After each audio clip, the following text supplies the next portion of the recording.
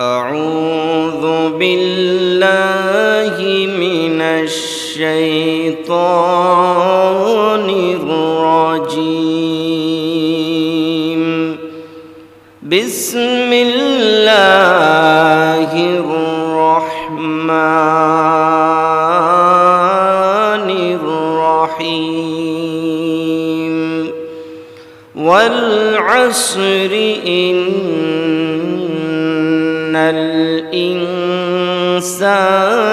لفي خسر মহান আল্লাহ রব্বুল আলামিন আসমান যিনি সৃষ্টি করেছেন, জমিন যিনি সৃষ্টি করেছেন, আল্লাহ বলেন আল্লাযী খালাকাস সামাওয়াতি ওয়াল আরদ ফি সিত্তাতি আইয়াম, যিনি আসমান জমিন যিনি মাত্র 6 দিনে আল্লাহ তাআলা এই নবমণ্ডল ভূমণ্ডলকে আল্লাহ সৃষ্টি করেছেন। সে আল্লাহ বলতেছেন ওয়াল আসরি ইন্নাল ইনসানা লাফি খুসর।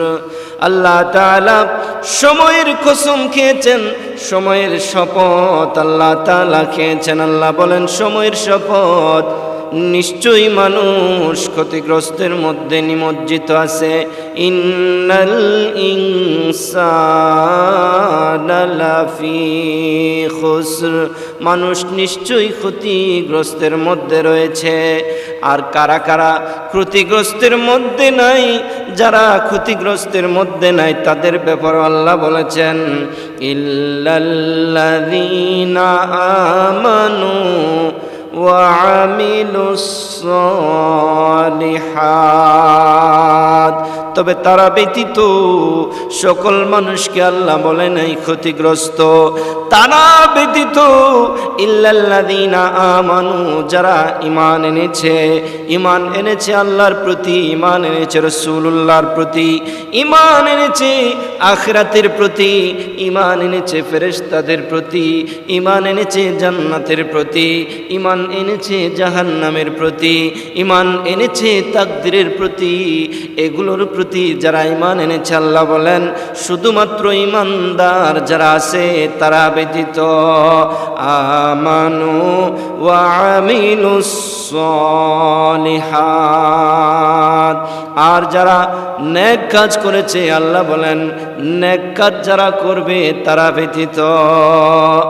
আমানু ওয়া আমিলুস সালিহাতি ওয়া তাওয়াসাউ বিল হক্কি ওয়া তাওয়াসাউ